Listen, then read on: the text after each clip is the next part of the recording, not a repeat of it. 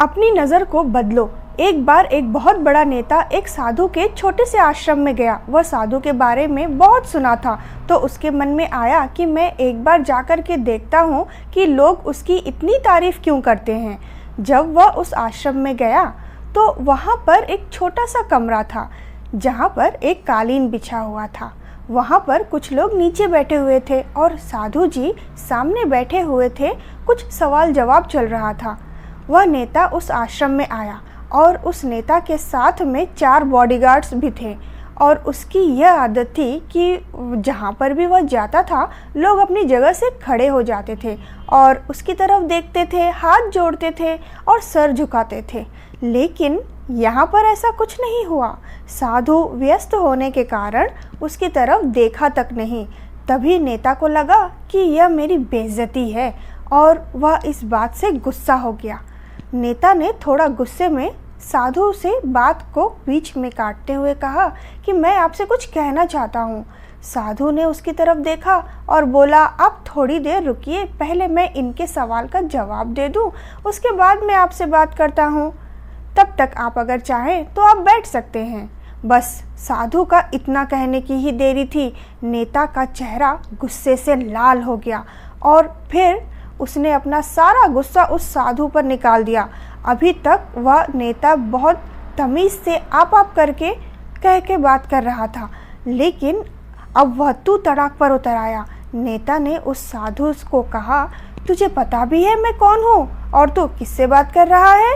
साधु ने उसकी तरफ देखा और कहा, मुझे इससे कोई फ़र्क नहीं पड़ता कि आप कौन हैं, लेकिन आप जो कोई भी हैं, अगर आप चाहते हैं कि मैं आपसे आपके सवालों का जवाब दूं या आपसे बात करूं तो आपको कुछ देर रुकना होगा। और साधु की यह बात कहते हैं नेता गुस्से से पागल हो गया और वहीं सबके सामने चीखने चिल्लाने लग गया। अब मैं तुझे तेरी असली औकात दिखाऊंगा।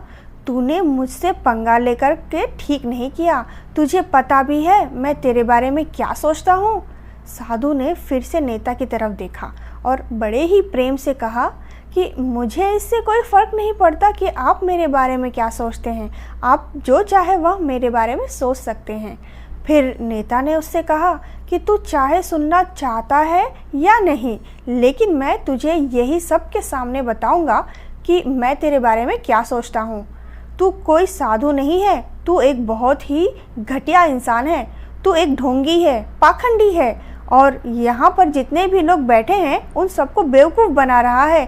तेरा बस एक ही मकसद है, इन लोगों के जेब में जितना भी पैसा हो वह सारा तेरे पास आ जाए। तू अपने फ़ायदे के लिए इन लोगों का इस्तेमाल कर रहा है और अब मैं तुझे छोड़ने वाला नहीं हूँ। पूरी दुनिया के सामने तेरा पर्दा फाश करके रहूँगा। लेकिन उसके इतना बोलने के बाद भी हल्की सी मुस्कान उस साधु के चेहरे पर बनी ही रही। यह देखकर वह और भी तिलमिला गया और उसने कहा, अब बहुत हो गया। अब मैं यहाँ 1 मिनट भी नहीं रुकने वाला, लेकिन अभी भी तेरे पास एक मौका है। अगर तू मुझसे माफ़ी मांगनी है या मुझसे कुछ कहना है तो कह सकते हो। इतना सब होने के बाद भी साधु के चेहरे पर एक मुस्कान थी और वह बिल्कुल शांत था। और फिर उसने अपनी आंखें बंद करी और फिर साधु ने अपनी आंखें खोली, हाथ जोड़े और कहा कि मुझे आपसे कोई गिला शिकवा नहीं है। आपके लिए मेरे मन में कोई भी गलत ख्याल नहीं है। जो भी मेरे बारे में आपने कहा वह आपकी अपनी सोच थी, तो मुझे आप में कोई भी बुराई नज़र नहीं आती है। मुझे आप बहुत ही भले इंसान लग रहे हैं। और साधु के इतना कहते ही नेताजी का दिमाग 7वें आसमान पर पहुंच गया। उसके चेहरे पर एक अजीब सी खुशी थी, क्योंकि उस साधु ने वही कहा जो बाकी सब लोग उस नेता को कहते हैं। और वह खुशी खुशी उस आश्रम से अपने घर की तरफ चला गया और जा कर के अपने पिताजी के साथ में बैठ गया। उसके पिताजी ध्यान में थे। उन्होंने पूरी ज़िंदगी सिर्फ लोगों की सेवा करी और बदले में कुछ भी उम्मीद नहीं किया। तो थोड़ी देर के बाद जब उन्होंने अपनी आंखें खोली तो देखा अपने बेटे को अपने साथ बैठे हुए, तो उन्होंने उनके बेटे के चेहरे पर आज एक अजीब सी खुशी देखी, तो आज से पहले उन्होंने कभी नहीं देखी थी। फिर उसने एक एक करके सब कुछ बताया कि आज क्या हुआ, किस तरह वह आश्रम में गया और वहाँ पर क्या हुआ, उसने क्या कहा और साधु जी ने क्या कहा।